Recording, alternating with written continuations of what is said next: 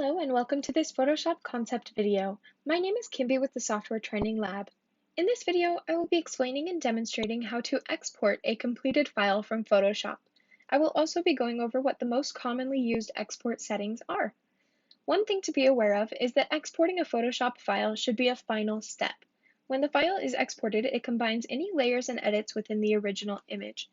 This means that you have a completed image based on the edits. If you are still working on adjusting the image, you should keep it as a Photoshop file or a .psd until you are finished. When working on a Photoshop file, you can adjust the layers and any other edits that have been made. If you have exported the image and need to make further changes, you can begin editing from the exported image, but over time, through the process of importing and exporting the image, it is likely to lose quality. In order to export an image, go to the File tab on the menu bar, then Export. At this point, you can choose to Quick Export, which will export the final image in the specified format. If you'd like to have more control over your settings, you can select Export As. After selecting this, Photoshop will open a new window which allows you to adjust specific settings before exporting. Under the Format tab, you can select PNG, JPG, GIF, or SVG.